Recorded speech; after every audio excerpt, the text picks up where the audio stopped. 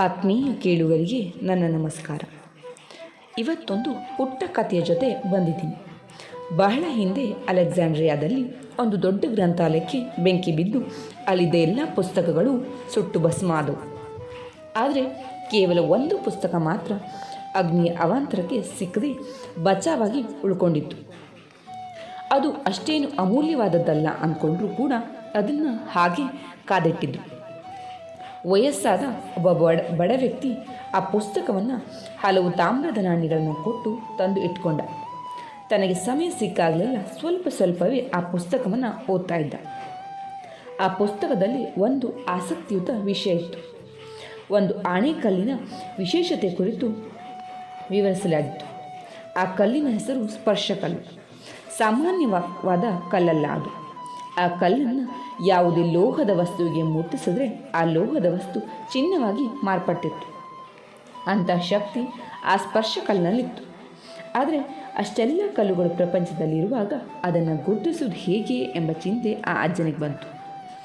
ಆ ಕಲ್ಲು ಸಿಕ್ಕಿದ್ರೆ ತಾನು ಅತ್ಯಂತ ಶ್ರೀಮಂತನಾಗಬಹುದು ಅನ್ನೋ ಆಸೆನೂ ಹುಟ್ಟಿತು. ಹೇಗೆ ಗುರುತು ಹಿಡಿಯೋದು ಅಂತ ಹೇಳಿ ಪುಸ್ತಕದಲ್ಲಿ ಎಲ್ಲಾದರೂ ಒಂದು ಕಡೆಯಾದರೂ ಸೂಚಿಸಿರ್ಬೋದು ಅಂತ ಯೋಚನೆ ಮಾಡಿ ಪುಸ್ತಕದ ಎಲ್ಲ ಹಾಳೆಗಳನ್ನು ತಿರುವು ಹಾಕಿದ. ಪುಟಗಳನ್ನು ಮೊಗಚಿ ಹಾಕ್ತಿದ್ದಾಗ ಒಂದು ಪುಟದ ಮೂಲೆಯಲ್ಲಿ ಗುರುತಿಸುವ ಬಗ್ಗೆ ಸೂಚನೆಯೊಂದು ಪ್ರಕಟ ಆಗಿತ್ತು.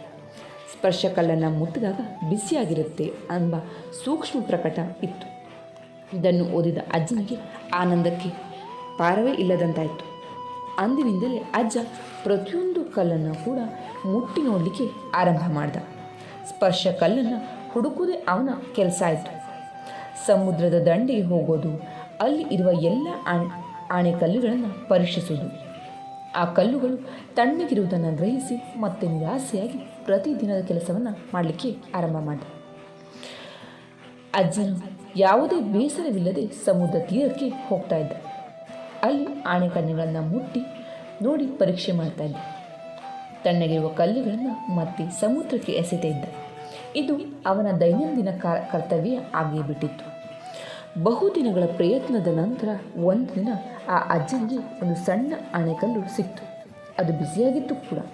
ಆದರೆ ಪ್ರತಿ ಬಾರಿಯೂ ಕೂಡ ಕಲ್ಲುಗಳು ತಣ್ಣಗೆ ಇರುತ್ತಿದ್ದು ಅವು ಸ್ಪರ್ಶಕಲ್ಲು ಅಲ್ಲ ಅಂತ ಹೇಳಿ ಮರಳಿ ಸಮುದ್ರಕ್ಕೆ ಎಸೆಯುವ ಅಭ್ಯಾಸ ಆಗೋಗಿತ್ತು ಆ ಅಜ್ಜನಿಗೆ. ಆ ಚಿಕ್ಕ ಕಲ್ಲು ಬಿಸಿಯಾಗಿದ್ದರೂ ಕೂಡ ಅನುಭವವಾಗದೆ ಆಗಲಿಕ್ಕೆ ಸಾಧ್ಯ ಇಲ್ಲ, ಸಾಮಾನ್ಯ ಕಲ್ಲು ಅಂತ ಭಾವಿಸಿ ಅಜ್ಜ ಮರಳಿ ಸಮುದ್ರಕ್ಕೆ ಎಸೆದ್ಬಿಟ್ಟು ಕೈಗೆ ಬಂದು ಬಾಯಿಗೆ ಬರೆದ ತುತ್ತಾಯಿತು ಆ ಕಲ್ಲು. ಆತ್ಮೀಯರೇ, ಈ ಒಂದು ಕತೆ ಹೇಳಲಿಕ್ಕೆ ಕಾರಣ ಇಷ್ಟೇ.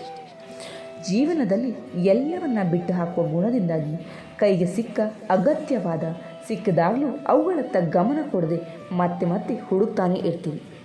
ಸಿಕ್ಕಿದ್ದನ್ನು ಕಳೆದುಕೊಂಡಿರ್ತೀವಿ. ಜೀವನವನ್ನು ಜಾಣ್ಮೆ ಹಾಗೂ ತಿಳುವಳಿಕೆಯಿಂದ ಎಚ್ಚರಿಕೆಯಿಂದ ನಡೆಸಬೇಕು. ಕಳೆದು ಹೋದ ವಸ್ತು ಆದರೂ ಸಿಕ್ಕಬಹುದು, ಆದರೆ ಕಳೆದು ಹೋದ ಸಮಯ ಅಥವಾ ಅವಕಾಶ ಯಾವತ್ತೂ ಮರಳಿ ಸಿಗಲಿಕ್ಕೆ ಸಾಧ್ಯನೇ ಇಲ್ಲ. ಹಾಗಾಗಿ ನಮಗೆ ಸಿಗುವಂಥ ಯಾವುದೇ ಅವಕಾಶವನ್ನಾದರೂ ಕೂಡ ಪೂರ್ಣವಾಗಿ ನಾವು ಅದನ್ನು ಬಳಸ್ಕೊಳ್ಬೇಕು ಅನ್ನೋದಕ್ಕೆ ಈ ಒಂದು ಕಥೆಯನ್ನು ಹೇಳಿದೆ. ಬಹುಶಃ ಈ ಕತೆ ನಿಮಗೆ ಅರ್ಥ ಆಗಿದೆ, ಮೆಚ್ಚುಗೆ ಆಗಿದೆ ಅಂತ ಹೇಳಿ ಭಾವಿಸಿರ್ತೀನಿ. ಕೇಳಿದ್ದಕ್ಕೆ ಧನ್ಯವಾದ.